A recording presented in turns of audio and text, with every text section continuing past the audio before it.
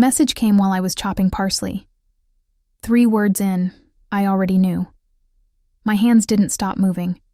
I just stared at the screen like it might rearrange itself, like it might suddenly say something human. I'm filing for divorce. It's over. I've moved the money. Don't contact me. That was it. No, let's talk. No warning, no goodbye. Just deletion. I stood there, still holding the knife, the half-finished dinner steaming behind me. Salmon, lemon potatoes, his favorite. Always his favorite. Funny how I still remembered that, even after everything. I didn't drop the phone. I didn't scream. I just felt this strange, hollow quiet settle in my chest. Not shock, not yet. Just an eerie calm, like my body knew something my heart hadn't caught up to. I opened the laptop, logged into our joint account. Gone. Every cent, checking, savings, emergency fund. Even the little travel fund we used to joke about. The one we'd promised we'd dip into for Paris someday. He'd taken it all, and yet the strangest thing was, I didn't cry. I didn't move for a long time. I just watched the steam curl upward from the pan like it was laughing at me. Eventually, I shut off the stove, took off my apron, poured a glass of water, and sat at the edge of the kitchen stool like I was a guest in my own home. That's when I heard it. That voice in the back of my head, the one that had been whispering for years, but I kept muting. It wasn't sudden. You just didn't want to see it. And it was right, because deep down, I knew. I'd known for a while. I just didn't want to name it.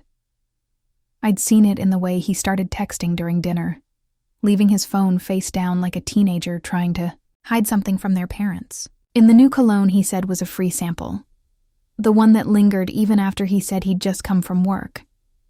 In the way he started complimenting me like I was a stranger he'd just met.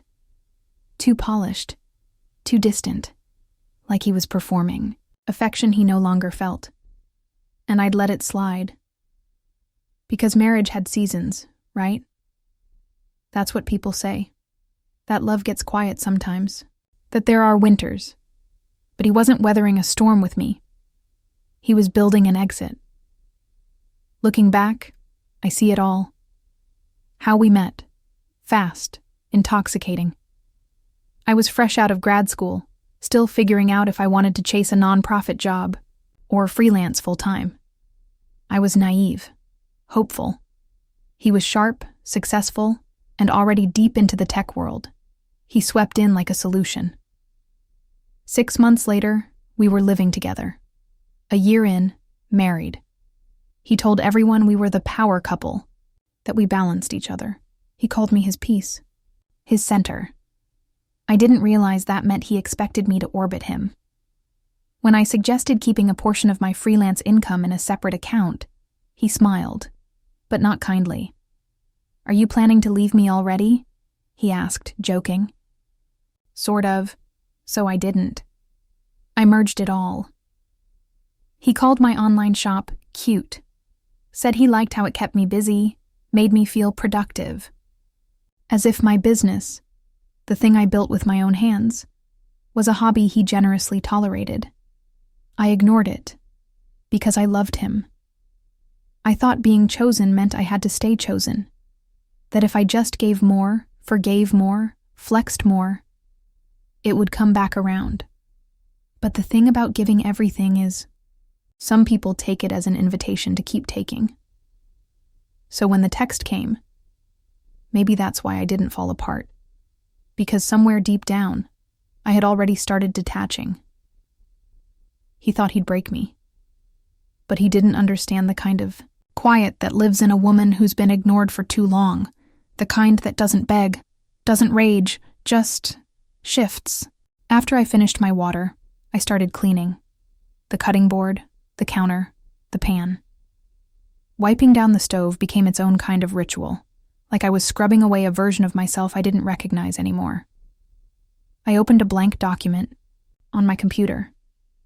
titled it, Just in Case. And I started writing everything I remembered. The first signs. The nights he came home late. The time I found a dinner receipt for 2 in his coat pocket. From a restaurant I'd never been to. How he'd brushed it off with a laugh. I'd laughed too, back then, but not anymore. He thought disappearing the money would make me desperate. That I'd come crawling. That I'd plead, text back, scream. I didn't respond at all. He'd taken everything from the bank account, but he'd left me something far more valuable. Clarity. So I made a choice that night. I would let him think I was broken. I would let him believe I had no plan. Because the only thing more dangerous than a woman betrayed is a woman underestimated. I didn't respond to his message. Not right away. I let it sit. Let him sit with the silence. Because that silence was louder than anything I could have said. And while he waited for a reaction, for a breakdown, maybe even a desperate phone call, I started watching. That first week he unfollowed me on Instagram, changed his relationship status on LinkedIn like it was a professional accomplishment. Single, available, rebranded. But what caught my attention wasn't what he changed. It was what he didn't do. He didn't file anything. No official paperwork. No legal notice. Just that cold message and a disappearing act. That told me everything I needed to know. He wasn't just walking away. He was calculating. He wanted control. Wanted me in limbo. Scattered. Shocked. But what he didn't know was that I'd stopped trusting him long before he hit send on that text. My body had already started preparing for the impact. My mind had just needed permission to catch up. So, I started gathering. First, I contacted our mutual accountant, someone we'd used for 3 years. A woman named Trina who always remembered my birthday and sent tax tips in her Christmas cards. She sounded surprised when she picked up. Genuinely. Cheerful even. She said, "Oh, I thought you guys were heading to Italy next week." Italy? That was what he told her? I paused. Told her there'd been a change of plans. Then asked her, casually, if she could resend copies of our past filings. Bank statements. Property deeds. Tax returns. I said I was organizing our digital files and couldn't find everything. She didn't hesitate, and apparently neither had he, because he hadn't revoked my access. Not to the shared business records, not to the real estate forms, not to the private investment accounts I hadn't even remembered existed. I downloaded them all, quietly, without flinching. Then I renamed the folder on my desktop, Just in Case. It felt strange, like building a shelter in the middle of a storm that hadn't hit yet, but I could smell it in the air, that metallic pressure, that shift in light before the clouds open. I wasn't going to wait to drown. I was going to learn how to swim in silence. And then, in the middle of all of this, I met Claire. She worked at the coffee shop around the corner. Same spot I'd gone to every Tuesday morning for the last year. Always polite, always quick with a smile. I'd never noticed much beyond that. Until she noticed me. I was waiting for my latte when I caught her looking at me. Not with pity, not with curiosity, but with something softer, something sharper. She asked if everything was okay. I didn't know how to answer, so I just nodded. Maybe too quickly. That's when she said it. "I used to see you with him. Guys like that. They like women who don't make waves. But you've got an undertow. I can tell. I didn't even know her. But she saw me. Not the broken, blindsided version I thought I was showing the world, but something underneath. And it unlocked something." I started talking. Slowly. Carefully. Not much, but enough. Claire never pried. She never played therapist. She just listened. Sometimes she'd add a comment or a question that cut through my spirals like a scalpel. She was my emotional mirror. And for the first time in months, maybe years, I could finally see myself in someone's eyes again. It gave me the nerve to dig deeper. I went back through old emails, downloaded everything I'd ignored, receipts, forwarded confirmations, even the random hotel bills I thought were part of business trips. They weren't. Some were charged on holidays I spent alone. Others, on dates that meant something to me, anniversaries, birthdays, the week I'd had surgery and he'd been working late. I backed them all up, every detail, every breadcrumb. The more I found, the less shocked I became, because suddenly it all made sense. The way he'd started complimenting me like he was reading from a script, the way he laughed louder when other people were watching, the way he stopped asking about my business and started calling it my little side thing. It hadn't been love for a long time. It had been leverage, and now that he thought he'd removed his last obstacle, me, he was spinning his next chapter out in the open. Photos from rooftop parties, lounges, smiling selfies with people I'd never met. Always tagged, always curated. He was painting the picture of freedom, and I let him. Because I wasn't interested in the gallery. I was building the frame. There was one night, it was past midnight, when my phone rang. His name flashed across the screen. I almost didn't answer, but something told me to. His voice was slow, slurred, like he was drunk or halfway there. He said I always needed him more than he needed me. I let the silence hang. Then I said, "You think so?" He laughed. I didn't. I hung up without another word. Not because I was angry, but because I was done. That call told me everything I needed to know. He wasn't moving on. He was testing the rope to see if it would still pull me back. But I'd already untied myself. He didn't know it yet. And that was the best part, because while he was out there spinning his story, I was building mine. One folder, one receipt, one conversation at a time. Let him believe I was passive. Let him think I was stunned. I was gathering firewood, and he was dancing in dry leaves. The letter came in a crisp, white envelope, registered mail. It was formal, cold, full of legal terms dressed up like facts. Irreconcilable differences. No entitlement to assets.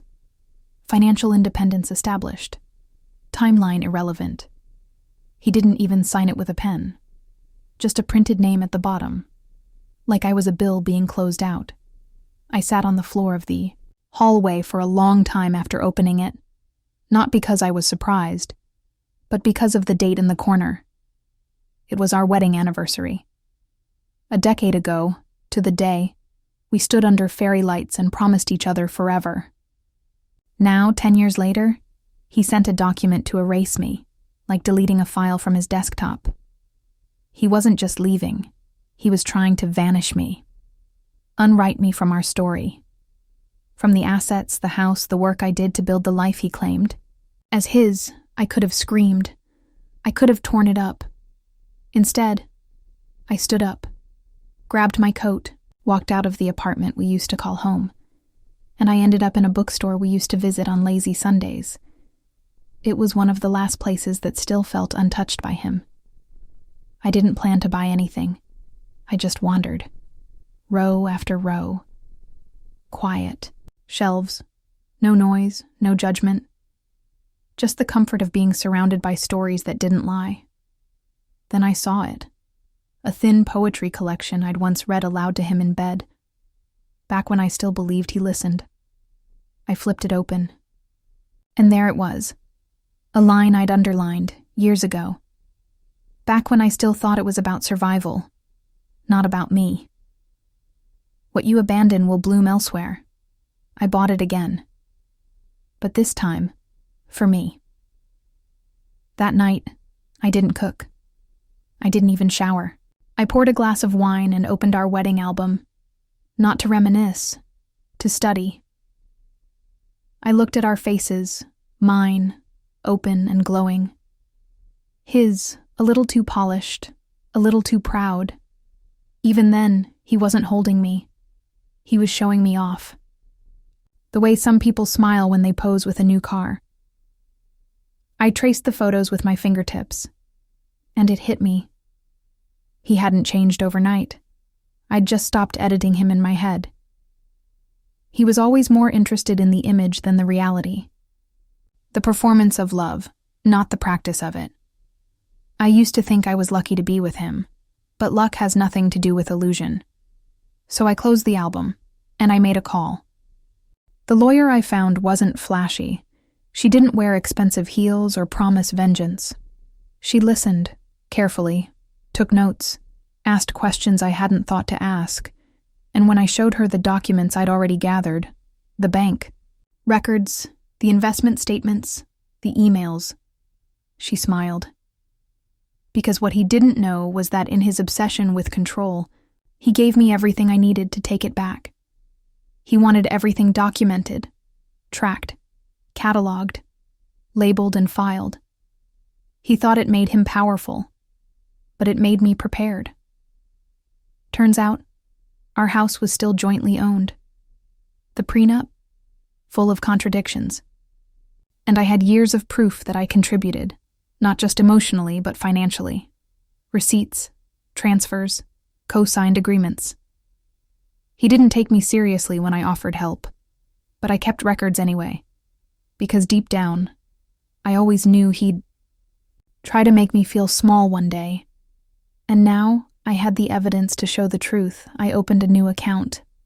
Quietly, cleanly, transferred what little I had left into it. Started building a financial firewall. Then I reached out to someone I hadn't spoken to in years, a friend who now worked in PR. She didn't ask questions. She just said, "Whenever you're ready." And slowly, piece by piece, I began to build my own narrative. Not a smear campaign, but reclamation. The truth, told without theatrics. He thought I was still frozen, still shocked, still licking wounds and hiding in bed, but that was his greatest mistake. Because he didn't notice the shift in my emails, how my tone became sharper, my questions more specific, my silence more strategic. He didn't see the fire in the calm. He didn't recognize the woman reading the contract line by line wasn't the same woman who once stayed up late making Pinterest boards for his birthday. He thought silence meant surrender, but it was strategy. One night, I stood in our bedroom, the one he used to insist we decorate in neutrals, because color was too loud for a mature couple. I rested my hand on the dresser we bought during our first year of marriage. Back when we couldn't afford much, but we said we'd build it all from scratch. And I whispered, not with anger, not even with pain. He has no idea what's coming, and he didn't. The first real blow wasn't loud. It didn't come with a fight or a headline. It came with paperwork. Quiet, sharp, precise. My lawyer filed to freeze the sale of the joint property, the home we shared, the one he thought he could flip and pocket cleanly. But he forgot something. While he was busy draining accounts, I was building a paper trail. The documents he insisted I organize, they turned into my armor.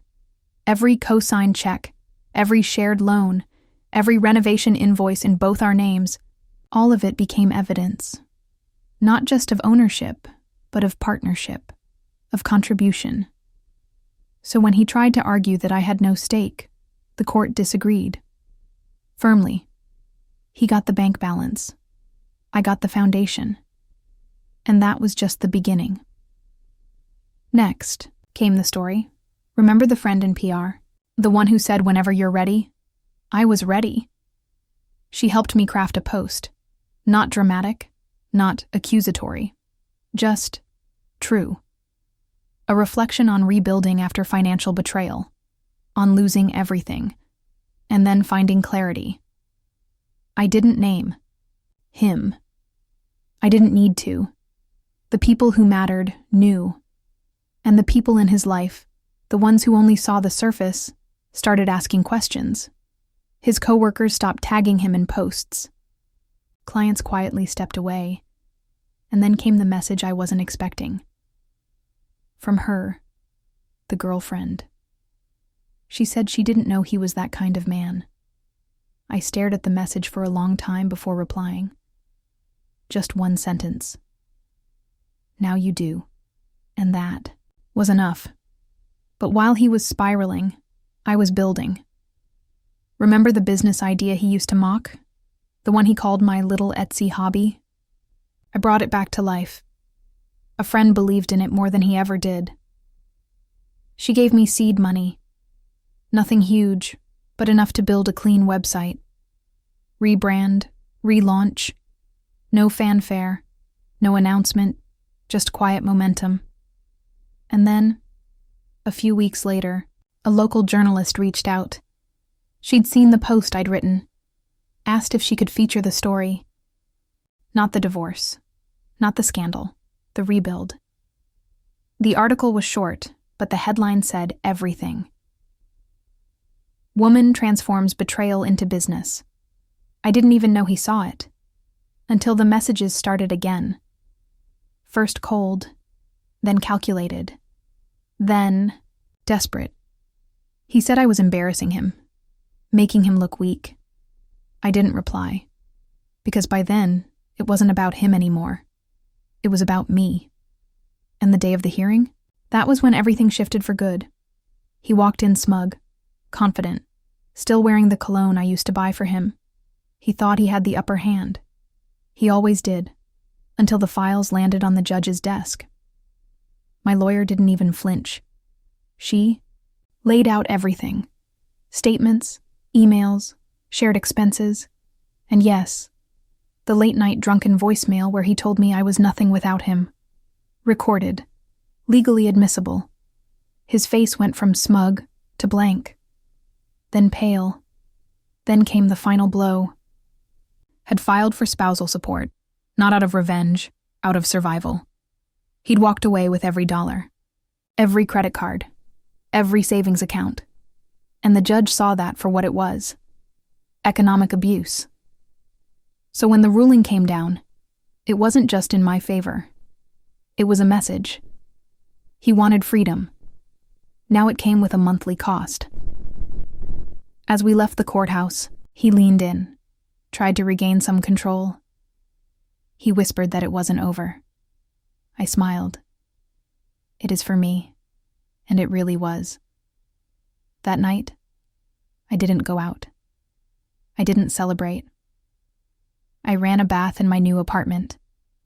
One I paid for.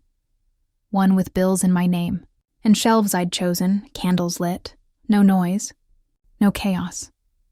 Just steam rising slowly, and the quiet hum of peace.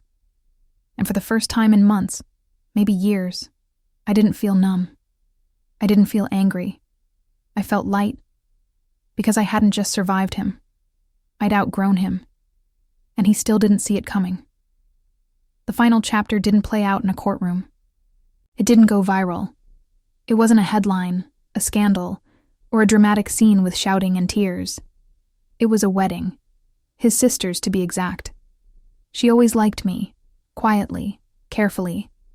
The kind of person who notices things but doesn't say much. When everything fell apart, when the divorce was final, when the whispers died down, she reached out, said she'd love for me to come, that no one had replaced me in her eyes, that in her words, I was always the better half. I didn't answer right away. I sat with the invite for days, because some wounds don't show. Some are stitched shut with silence. But when you touch them, they still sting. Part of me wanted to decline, to avoid the scene, the discomfort, the risk of backsliding into anger or pain. But a quieter part of me, the stronger part, said something else. Finish the loop. Not for him. Not for them. For me. So I went. I arrived late. No grand entrance. Just a soft dress, clean lines, a quiet presence. When he saw me, I felt it before I saw it. The shift in energy. The air thickened. He froze. I didn't. I walked over calmly. Not to him, to his mother. I handed her a small wrapped envelope. Not flashy, just folded neatly. She opened it and pulled out a photo. It was her and me, covered in flour, laughing in her kitchen. I'd printed it from an old phone backup I wasn't sure still existed.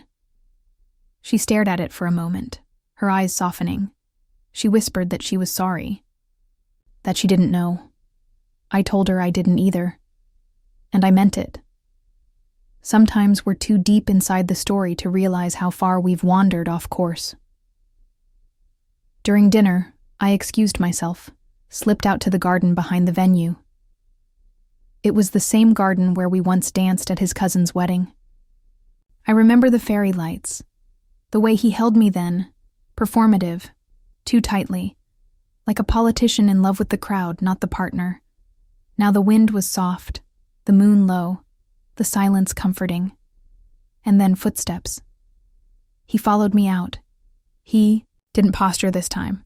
Didn't perform. He said he messed up. That was it. Not a long speech. No excuses. Just 5 words that came out flat, unarmored. I didn't argue. I just looked at him and said, "You didn't just lose me. You lost the version of yourself who deserved me." And it landed. He looked at me like he was seeing a ghost. But I wasn't dead. I was free. That was the difference.